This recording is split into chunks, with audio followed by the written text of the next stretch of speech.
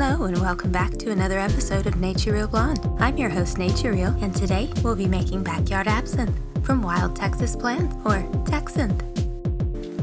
Hey look, it's the crazy plant lady. Scram, kid, this ain't for young minds. Well, I thought about it, and it was something to try on a Tuesday. The first plant is an Artemisia. This is a Ludoviciana hybrid. A little bit of root goes a long way with this one. You'll want to pluck the leaves, but first you need to ID it. It will be under the tree line. It got a full blowout at the salon last night. Just kidding, we had storms, so it's very splayed out and ready to be picked. If you pick it, it will grow back. It spreads from root very easily. So I'm going to show you how you can adopt it for your own garden. Once you ID it, find a root. There's one right there. Shovel.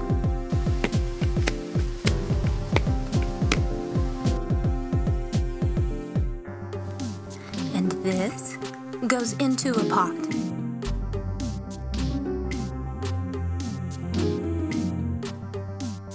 And we can hack this part off and use it today. It'll die off anyways. Transplant to similar conditions.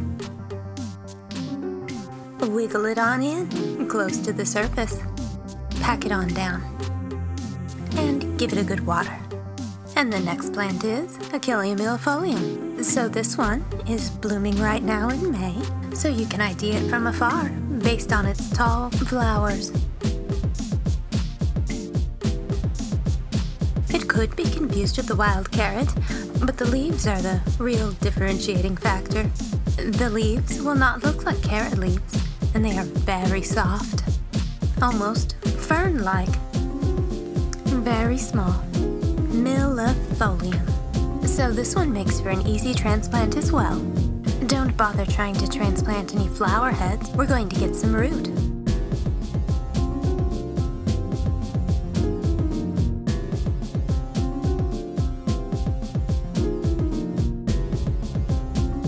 So look for some close to the surface that don't have any flower heads on them. Here we go. This one's a nice one. I believe there's some resident ants in this pot. So grab a little root and just kind of wiggle it out.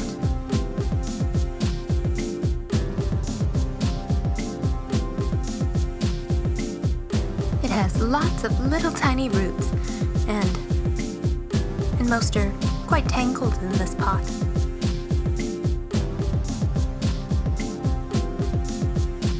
It will actually probably keep these leaves, and while I've picked some, you'll try to go for the big ones, longer leaves from the base.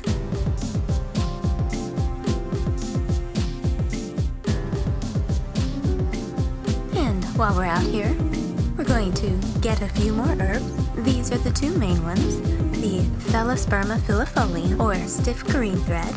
My bergamot got blown up last night in the storm, so there's nothing more fragrant around here than these dried flower heads.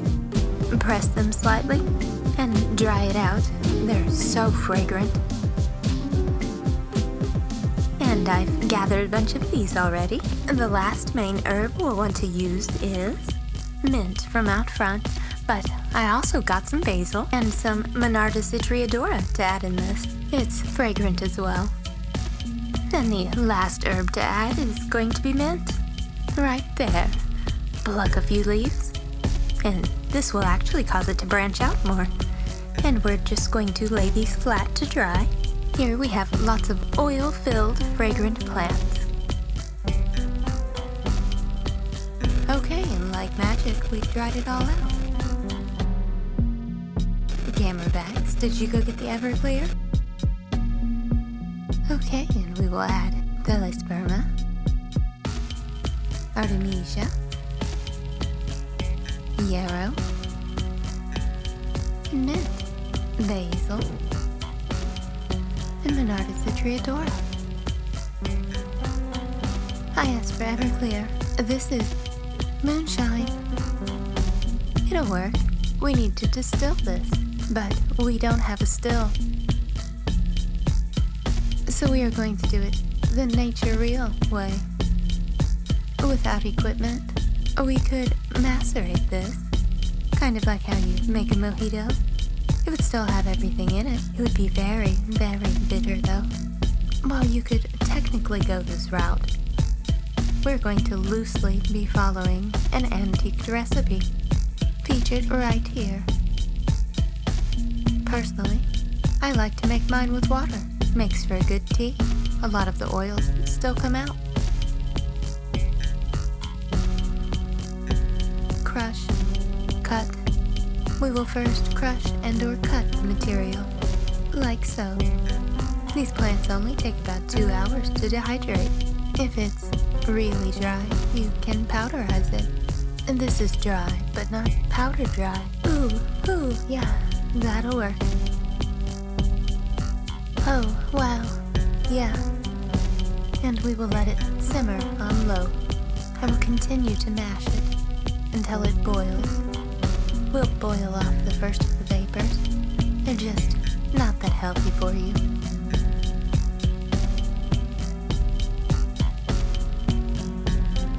Wow, look at the green color that's starting to develop. Vert, they call it. Locate 2 small heat-proof bowls that fit inside each other snugly. Next, we will find a lid with a handle and invert it, like so. Oil-rich alcohol will evaporate and condense on the top of the lid.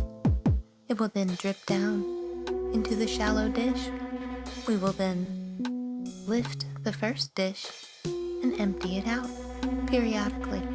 Adding ice on top of the lid quickens the process of condensation. Let this cycle for about an hour.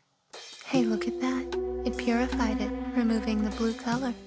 Alright, so we still have some left, but we can go ahead and cut this part of the experiment off now. The tails of distillation aren't that healthy for you either. You could still run this, but it gets kind of icky. Now we are going to add our mint and stiff green thread, as well as some Monarchs citriodora. Very fragrant. A little bit of that goes a long way. And some basil. These are all the flavoring agents. And we will crush this dried material up as well.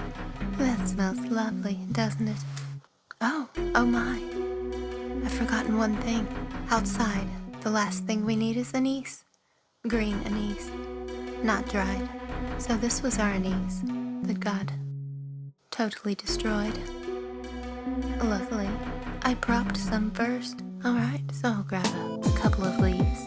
And I don't know why, but fresh anise is much more fragrant than dried. You can use the seeds as well, but I prefer the leaf. Alright, so we'll cut this up and add it, along with the dried herb, to the perfumed spirit. Okay, and to flavor this even further, we are going to muddle it over heat. So we'll turn a burner on low and muddle it directly on top, like so. Only now, I realize I'm inhaling moonshine. So we'll be quick about this and just develop the green color already. It's starting to vert a little greener. Okay, we'll do a little greener. Typical recipes would call for fennel, but we used stiff green thread, and instead of hops, we used Monarchs citriodora.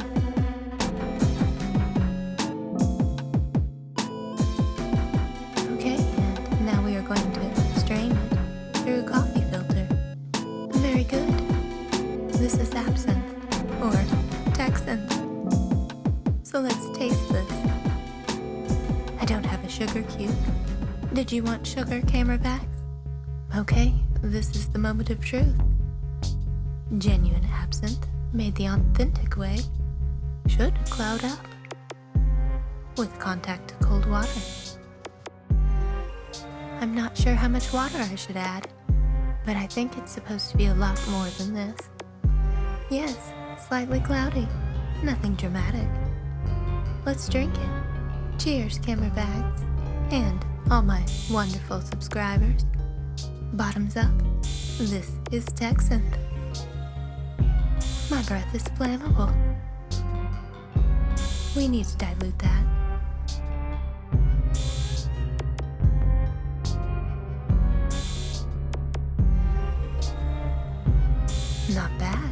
Not good, but not bad.